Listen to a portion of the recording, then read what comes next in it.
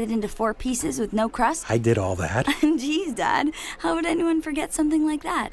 You never know which moments will be the ones they'll remember forever. So take time to be a dad today. Learn more at 1-877-4DAD-411 or visit fatherhood.gov. Brought to you by the U.S. Department of Health and Human Services. The following program is paid for by Barbara Arnwine.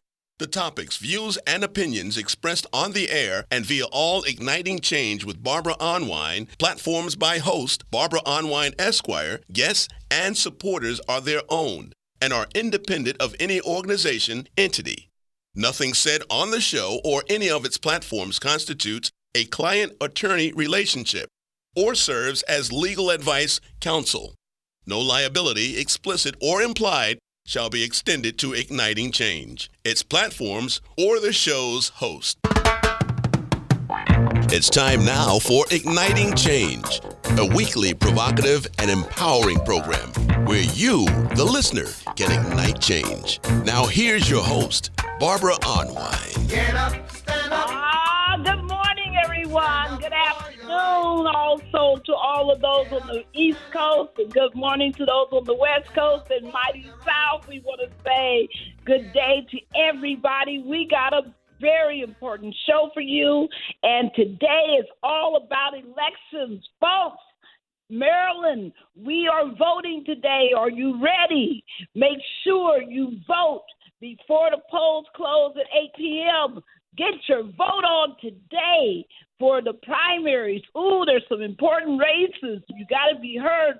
And before I go farther, because I'm all excited, agitated, ready for the day, I want to make sure that I introduce my co-host, none other than one of the most amazingly innovative, professional, outstanding, energetic, just amazing leaders, charismatic. I'm talking about none other than the chair of the board of the Transformative Justice Coalition, the mighty Daryl D. Jones. Hey, Daryl. Hey, Barbara, it must be Tuesday. It must be noon Eastern Standard Time because we're talking about igniting change. And, Barbara, what a spark that's going to ignite the change that we're going to be talking about today. Tell you, we got a chance, Barbara, to talk to Dr. Press Robinson. This is just going to be an exciting show talking about what's happening in Louisiana. Barbara, I can't imagine that the U.S. Supreme Court or federal courts tell folks that to put maps in place so that people can fairly use and have their opportunity to hear their vote, to have their vote registered and have their voices heard, and then to have someone turn around and say, no, we ain't going to do it. It's reverse discrimination. This is going to be an incredible, incredible show, Barbara. I can barely wait to get into it. And we absolutely have a very important show, and I want every single person to listen hard because we're talking about we're talking about this battle over redistricting. In fact, the name of our show, get ready, everybody, is Breaking the Chains of Racial Gerrymandering, the battle for fair and equitable maps in Louisiana. Yes, folks, yes. We were talking about Alabama last week. This week, we're talking about Louisiana. We're going to, over the next several weeks, we're going to cover a lot of these battleground states when it comes to racial justice in voting. So get ready because that's the subject, that's our focus, and we want to make sure that you're ready and that you're voting today. And don't ever be deterred in voting because voting is the power for change. We have some amazing guests today. Daryl already started in the introduction of one of our guests, so I'm going to let him go ahead and proceed, and then I'll bring on the other two guests. Go ahead, Daryl. Oh, absolutely, Barbara. Barbara, we're so excited to have with us today Dr. Press Robinson. You know, Dr. Robinson, not just a community activist, not just a professor, chancellor, former vice president over at Southern University down in Louisiana.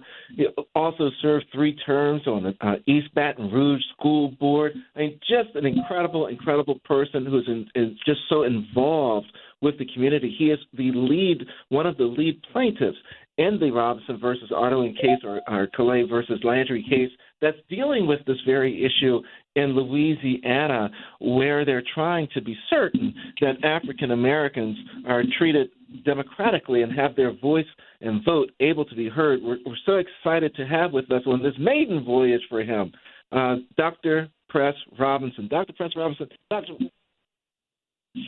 so excited. Okay, all right. Well, Dr. Robinson is going to be with us, Barbara. I know. And also, we should have with us the mighty attorney from the NAACP, LDF. I'm talking about Sara Rohani. She's an attorney and redistricting fellow with the NAACP Legal Defense and Education Fund, where she focuses on congressional, state legislative, and local redistricting litigation. During this post-2020 redistricting cycle, she is counsel in Robinson versus Landry that Daryl was just talking about, the successful challenge. I mean, they were successful in challenging Louisiana's discriminatory congressional map, and Nern versus Landry, the federal lawsuit challenging Louisiana's state legislative maps. Yes, they were bad folks on both cycles. They just decided they were going to be bad on any redistricting they were doing. After the case was decided, we now have a new case that she's going to tell us about that undid all the good that was done in the original case. So we are so happy to have with us today Sara Rohani, attorney Sara Rohani of the NAACP LDF. Are you there, Sara? Hey, Sara. Come off of mute. Hi, Sara. Hi, Barbara. Can you hear me? Yes, now we can hear you. Perfect. Sorry about that. Thank you so much for having myself and Dr. Robinson on the show today.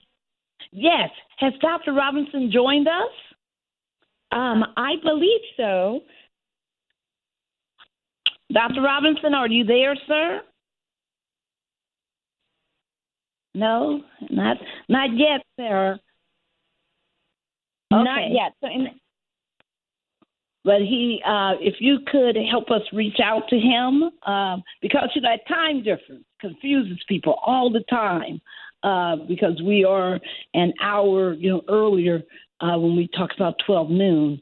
So I wonder if he picked up that it's EDT. But while we're doing that, let us introduce the next guest. And one of our joys is that Transformative Justice Coalition is able to train every year at least 100 young people to be voting rights advocates to the best of their abilities. Some of them, when we engage them, have already been doing voter registration and other work, sometimes on their campuses, sometimes in the community. And it's always a joy to pour into them and to give more understanding. So we want to welcome today a Transformative Justice Coalition alumni who is part of our Phoenix class that we just trained in April. She's a Howard University public relations major, graduated 2017. She has volunteered for a variety of state and local campaigns such as Rock the Vote and Get Out the Vote, hey, along with other grassroots efforts during her college years and beyond. She's volunteered with Emily's List, the great women's support organization. She's also done phone banking, numerous campaigns at national, state, and local levels, and served on committees in organizations including the mighty Delta Sigma Theta sorority, as well as in various political action groups. Hello, welcome to back, because you've been on before, Sadija Wallace. Hi, I'm glad to be back, and I'm glad to be on here with some dynamic people and talk about what's going on in Louisiana. That's right. And Louisiana is hot. It's one of the most critical, states in this battle right now. And we want to make sure that everybody is aware of what's happening in Louisiana. As I tweeted today from my Barb73 Twitter account, and I still call it Twitter, call it X, whatever. But I actually tweeted out that there are now 3 states that have the possibility of having racist maps in effect for this upcoming, election cycle, and that's South Carolina, Florida, and now, shockingly, Louisiana. So we are, really wanting to make sure everybody in the nation knows what's happening, because you have family, friends, colleagues in Louisiana, and what we do on this show is we figure out ways that all of us can help each other. And I am so happy to hear that Dr. Press Robinson has now joined us. Hey, Dr. Robinson. Hello there. How are you? Oh, we're wonderful to have you. You missed your great introduction by Daryl Jones. I'm sure Daryl has a welcome word for you. Go ahead, Daryl. Oh, absolutely. Dr. Robinson, we certainly want to welcome you to this your maiden voyage on Igniting Change Radio, and we're so excited to have you here, and we're so thrilled for all the work and the commitment, and thankful for all that you've done to push forward in the voting rights world in Louisiana and across the country. So, welcome aboard. Thank you very much. I appreciate it. And you can blame my dentist for not being on the call earlier. Oh, don't worry. Don't worry. All these time differences are tough for all of us, and we all, struggle to keep up with them. So I'm just glad that you're here. We're so happy. Attorney Sara Rohani, tell our audience, I know this is a long case. It's been years in the making, years. It's gone back and forth to the Supreme Court. Tell people what is the history and the origins of the case of Robinson versus Ardone. Yes, thank you so much, Barbara. So it really has been years. It's been since the 2020 census. And most recently, the legislature and Dr. Robinson has been part of this effort from the beginning, advocating at various public hearings, making sure that voices of the community were heard in advance of the legislature enacting their congressional map. So what happened in the 2020 cycle was that Louisiana enacted a map with one majority Black district. Louisiana has the second highest Black population in the nation. It's only surpassed by its neighboring Mississippi. Roughly a third of the state of Louisiana is made up of Black folks, yet they passed a map that had one majority Black district. So what happened is the NAACP Legal Defense Fund, in addition to other civil rights organizations, immediately filed a lawsuit. Or actually, I should go back to what happened. Is following the passage of the map, that map was vetoed by Governor John Bell Edwards. And the Louisiana legislature decided to, in one of the few times in its history, override that veto. So following the veto override, we filed a preliminary injunction. We went straight to the district court, and after a 5-day hearing, we were successful. And the court ruled that Louisiana had to follow the Voting Rights Act, and that required it, as a reflection of its population, to pass a map that had two majority Black districts. The state appealed that decision. It went to the Fifth Circuit, and the Fifth Circuit actually ruled in our favor and said that we were likely to succeed on the merits of this case and prove that the Voting Rights Act required two majority Black districts. Unfortunately, what happened, and this is about in June 2022, is that the Supreme Court was still considering the Alabama case that you mentioned. So the Supreme Court did what's called holding this case in abeyance. So holding on to it, not making a decision until that decision in Milligan happened.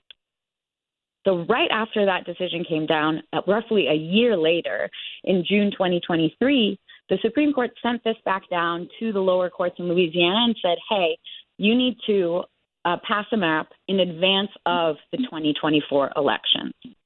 So what happened there was a series of events that eventually led up to a full merits hearing at the Fifth Circuit.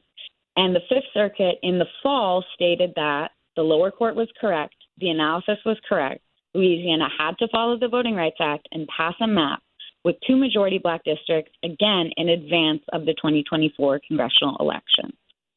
So while we were preparing for remedial